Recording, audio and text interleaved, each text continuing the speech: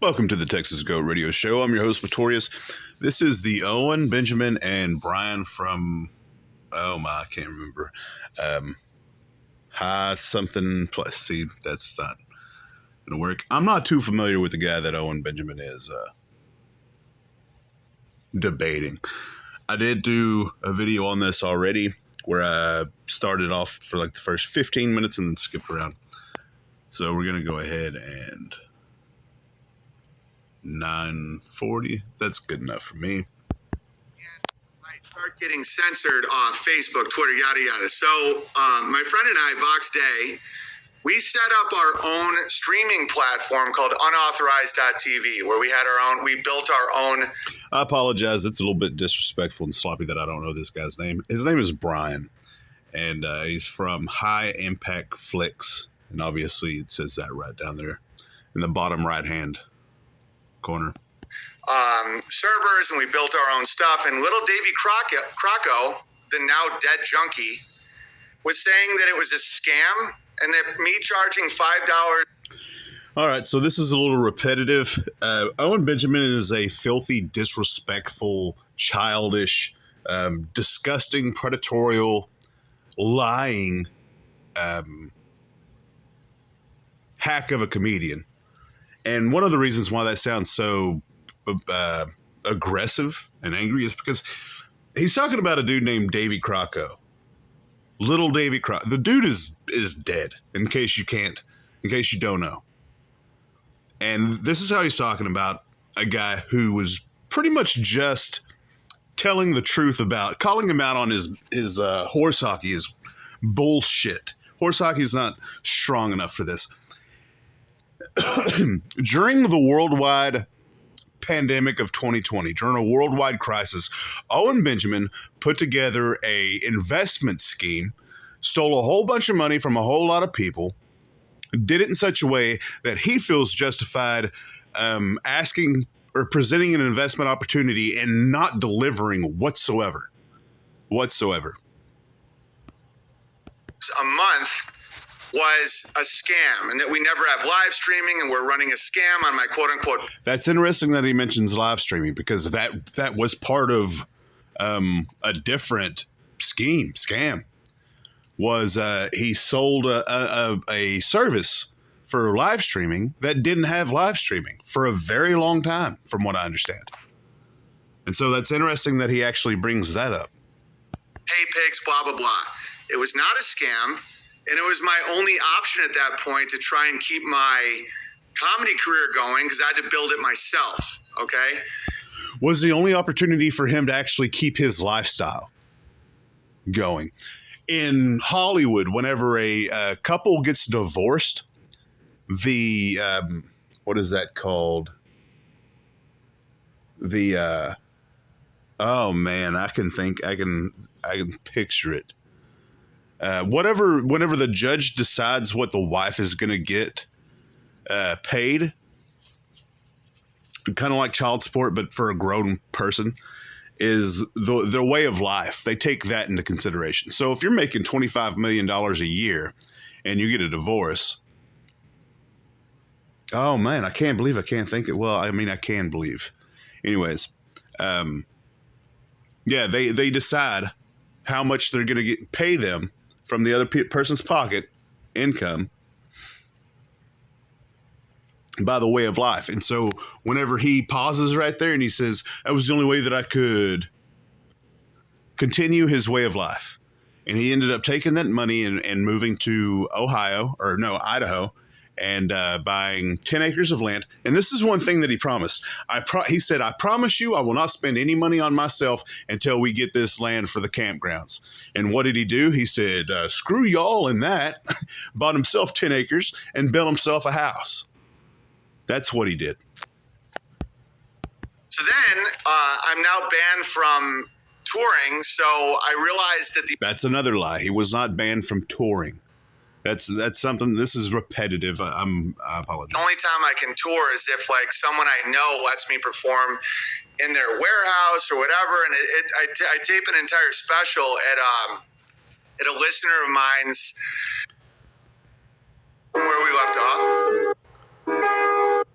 Scam. that I was running a scam on my listeners, just like with unauthorized.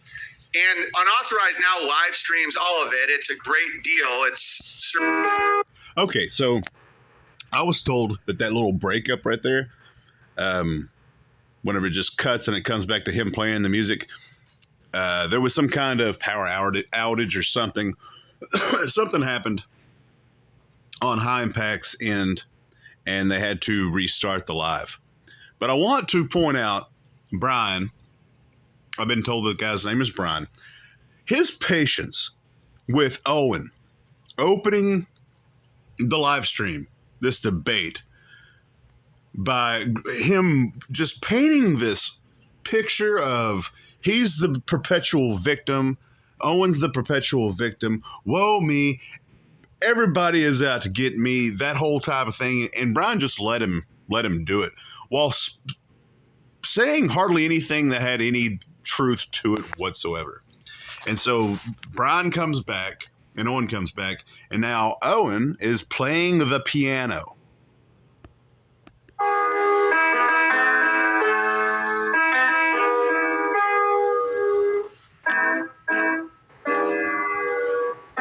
Okay, we should be live right now. Check. Okay, guys, check it again. This should be right.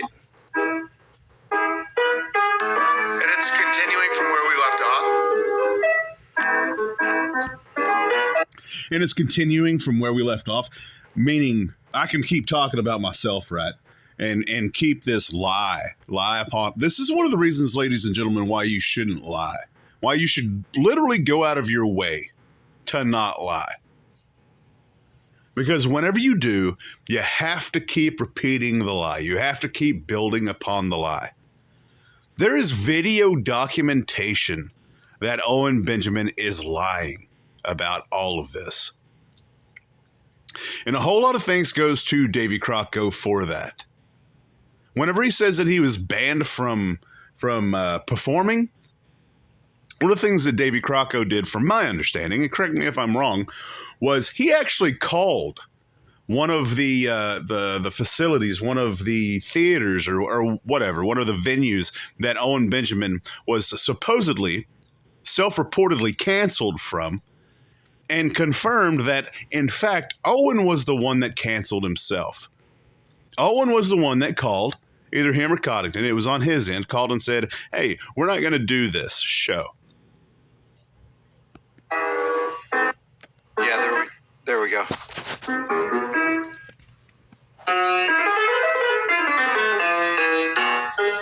No, Iran is not attacking the World Wide Web. That was my space heater blowing my fuse. Okay, we're back, it says. Okay. There we go. That's the reason.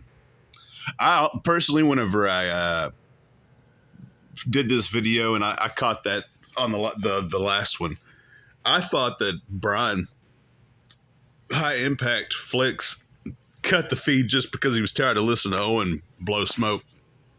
We're back. Go ahead. I don't remember. You were saying something about Davy Crocco, and let me just say something. Let me just say something about Davy Crocco. Now, I'm not perfect in this, but usually when I say somebody did good reporting, I don't like to throw a blanket over it and say he's a good reporter. I just say, hey, from what I understand, this is good reporting on this. So as far as Davy Crocco being a drug user and abuser or defaming somebody in an unjust way, I'm not down with that. That doesn't matter. It's the story I'm laying out. I'm not saying that you're like his biggest fan, but it's like, the story I'm about to lay out is why I'm not against the government. Okay. So that's why I'd really like to get to the next part, and then we can talk about the role of the government. So let me check in the chat.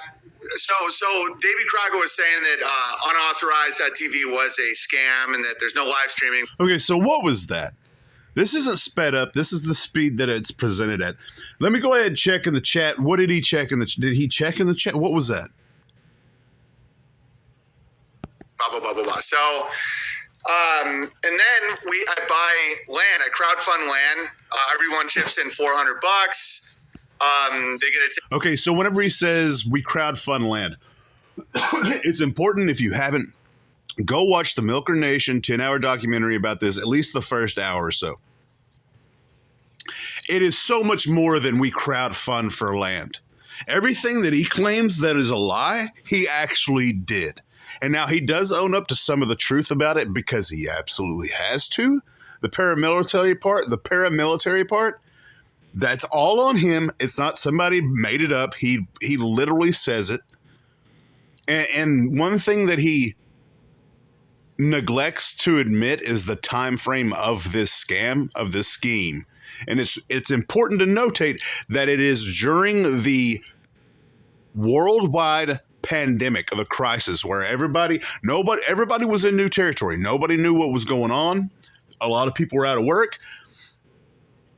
You couldn't go places. It seemed as though society was shutting down. And so what did he do? He said, hey, give me money in case society shuts down. We'll have a place to go. He originally wanted to buy a compound that was already built. Get to a festival, and so it was hard, and I made mistakes, but it was like one of our only things we could do because I was banned from all these theaters. And so then they start doing the narrative that it's a scam and a scam and a scam. And this is when it gets interesting. So then it was a scam. It was a scam. It was a scam. It is a scam. It's less of a scam now than it was. I think that that's a healthy thing to say. Less of a scam now than it was. And that's because a whole lot of people, or I say a whole lot of people, more than one person, I believe, gave more than $10,000 and they stuck around just to make sure something actually happened with that money that was given. Start pushing the local media to write that I am like a paramilitary group, blah, blah, blah, and that I'm the next Ruby Ridge. And then they try and get the government involved, and they try and get sheriffs to write notices and all this. And all we're trying to do is have a place where we can have, festivals, get-togethers, comedy shows during COVID lockdowns, in a time when everything went. Okay, so there's two sections of land, one in Idaho and one in Texas County, Missouri. The one in Idaho, well, there's three. The part that he lives on, the 10 acres that he lives on, the 10 acres that he ends up buying after he bought his first 10 acres and built his house, and then the land in Missouri. Okay, so that's, let's just say, two crowd-funded pieces of land. Ask Owen next time that he has a live stream, and you can actually ask him stuff. How many get-togethers, how many shows has been on the actual first purchased land? Because that was the one that thousands of people gave hundreds of thousands, if not millions of dollars to. I believe he was given millions and millions of dollars. At least a few $1 million, 2 or 3 million, I think. Dead, we wanted to take it into our own private hands. And this is back when I still thought the government was oppressive. And, do our own thing and blah, blah, blah. And I saw these anarchists. By the way, the government is oppressive, and Owen Benjamin is mentally retarded for saying that. I think he is willfully trying to persuade people. Trying to use the government as a weapon.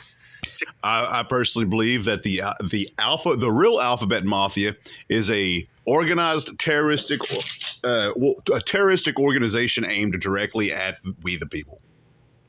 Get me swatted or get me CPS sent to my house or animal control or all this stuff. And you were promoting these people, and I'm not holding it against you. You sound very nice. I like your parenting style, but it's like. Okay, so 14 minutes and 18 seconds, he's still singing his praises a little bit. I think it's also important to remember, used to in this narrative that he's pushing right now of all this bull crap, this horse hockey that he's talking about, all this perpetual victimhood for himself, was that he would say, oh yeah, and they sent me poisonous gummies, is one of the things that he used to lie about. Continuously, even though the gummies that he's talking about, he excuse me, sorry about that. He opened the package on air during a live stream, and there were a package of penis-shaped gummies.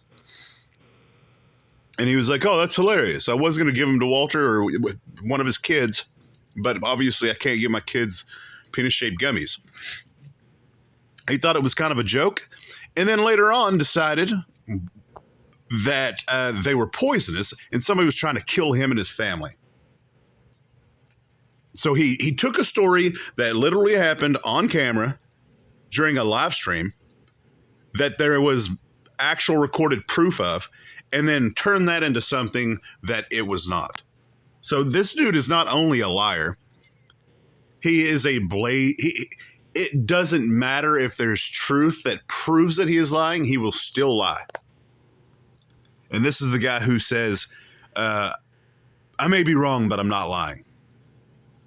You did say that I have a brutal belief system, blah, blah, blah. So those narratives can really start manifesting until I'm on in the front page of the local newspaper. He does have a brutal belief system because he does believe, first of all, he does believe he is a racist.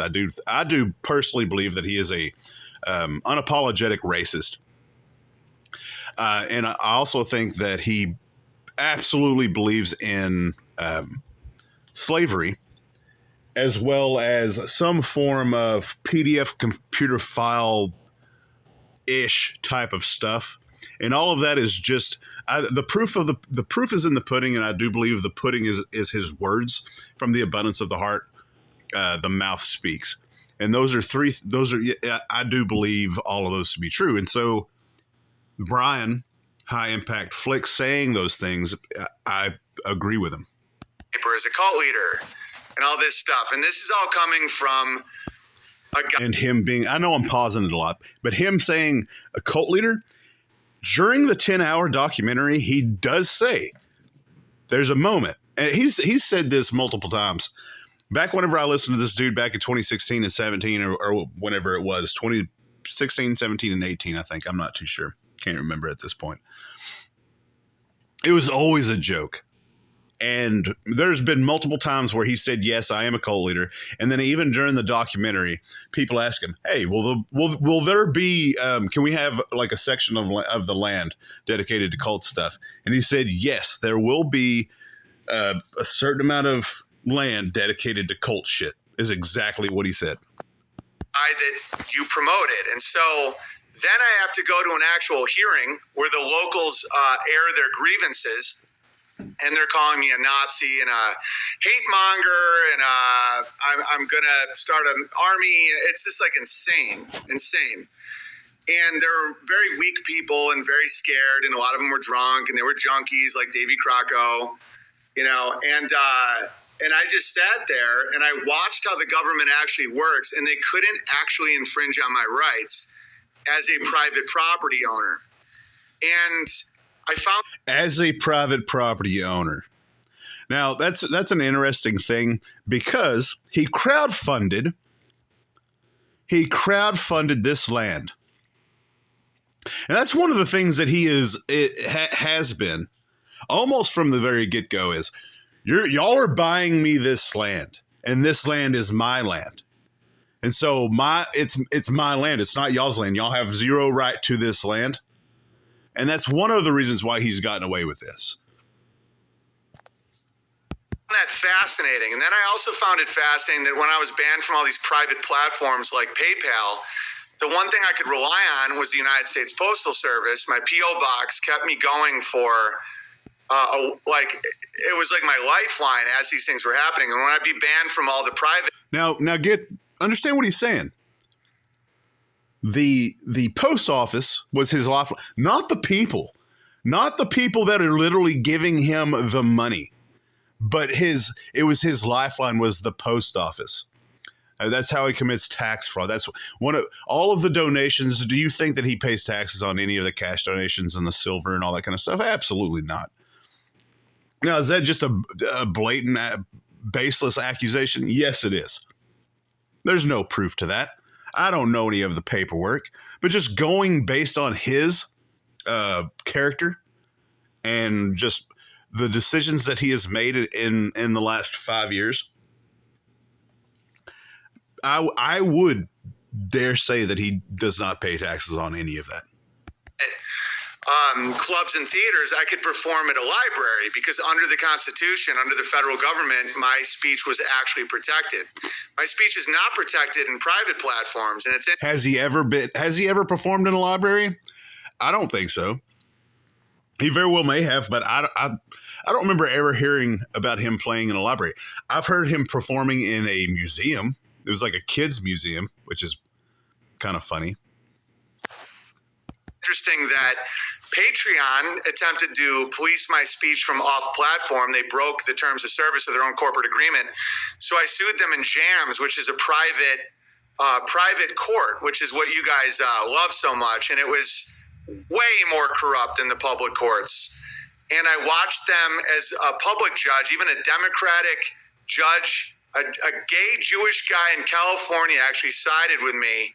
He said these private courts change the rules as they go. That was an actual quote. It's in the record now. And so I had a real open, I saw exactly what anarcho-capitalism actually is. And I know, and then, so that was how I got here. I'm only telling you that story because I don't want your audience to think I want to force anyone to do anything. I have no political ambitions. I'm not secretly a Fed. I've never worked for the government. I have been an independent artist for over 20 years. That is up. I think that's up for debate. There are so many people out there that genuinely believe that he is working for some federal organization or some NGO or something. Because he's an agent of chaos, intentionally or unintentionally. But in my opinion, he is definitely an agent of chaos. Years now, I just see what the government actually is, and then I understand the nature of force, because a lot of these anarcho-capitalist types are like, well, just stay off my land. Well, how is it your land? Like, you get a deed granted by the federal government because of force. And there is no private property without violence. And then people will start talking about natural rights, and I know nature, that natural rights are always forced, that you only possess something. Brian is incredible for just remaining silent and listening to this dude talk for going on 17 minutes now. And I remind you, 90% of everything he has said so far is a lie, a provable lie. Something you can defend with violence, and you only can have territory you defend with violence. And since none of us can actually do that on our own, because any cartel, any gang, which is an upstart government, could take it, you have to collectivize an agreement and a constitution, and then you get an ability to have private property with taxes, and that way you can have a relatively free, independent lifestyle. And so that's where I came. That's why I am the way I am, is because I've watched as my attempt to be outside of the system actually showed me how valuable the system is. And these nasty little people that try and ruin my businesses and try and... That's the reason why I am who I am, is because, for one, I'm a perpetual victim. And you know what? I've just always tried to do good. That's one of the reasons why I am who I am. And then you zoom out and realize how little truth that is. Oh, my. Ruin my ability to and threaten my family's life with their propaganda that I'm unhinged. Or I've never seen one piece of evidence that proves that anybody has ever threatened Owen Benjamin's life or his family's life. Not one piece of evidence. And for all of the Owen Benjamin supporters out there that have been brainwashed to stay away from the quote unquote Gamma Hive on Reddit, go check out that Reddit. You'll be surprised how the vile and distasteful comments over on Reddit, for the most part, don't even come close to the filthy vulgarity of Owen Benjamin. All this insane shit. It's like, I got close to the local law enforcement because they, all these anarchists kept trying to use the government to teach me a lesson, so I'd be the next Ruby Ridge and then really teach me a lesson. Can I just jump in here real quick? So now that's another thing that he does. Just a generalization. Did you hear? He just painted this false narrative, these lies about all these people that are calling him out on his horse crap, because he is a dangerous predatorial cult leader. That's one of the motivations, the reason why I do the videos that I do on him. it's a very interesting case of just bizarre, insane behavior by a human being in real time. It's like watching, I wish I could remember the guy's name, but he's the co-leader of Budafield. There's a documentary called Holy Hell, and there's so many similarities between that dude and Owen Benjamin. Both ex-Hollywood, both rumors of homosexuality, both rumors of SA, both cult leaders, both get money from other people even though they provide little to no service. But he slid in, he painted that picture of all of his enemies, and then he said all of them were anarchists.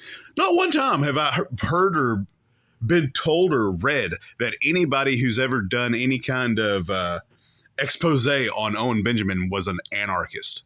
But because he's debating an anarchist, he wanted everybody to know that he's perpetually a victim by anarchists, which it doesn't make any sense to me. I don't want to, I'm sorry for interrupting, but I just feel like you've said so many things that were so wrong, and it just demonstrates. So but I'm not going to let you do that either. Well, my story isn't wrong. I just gave you testimony to my life. Yes, his story is wrong. It's just because you repeat it 1,000 times does not make it true at all. And notice Brian sat there, shut up, and listened for nearly 20 minutes, and he doesn't even speak for 10 seconds. And Owen's inability to show any kind of respect for anybody who's like, oh, he came out and he was respectful, blah, blah. No. Brian was not able to speak for more than 10 seconds before Owen pipes up like a spoiled, rotten child. Well, so you can have a disagreement in your view of the government, but everything. All right, so that's going to be the end of this part one of this. Nah, I mean, and there's people out there that are like, oh no, he acted like a real man. Less than 20 minutes in, and you see the perpetual victimhood, the disgusting nature of Owen Benjamin, the lies that he has to keep repeating and repeating and repeating in order to keep this charade of his life floatable and believable to a certain group of people who are the bear cult. This is the Texas Go Radio Show, and I'm your host, Pretorius. As always, till next time.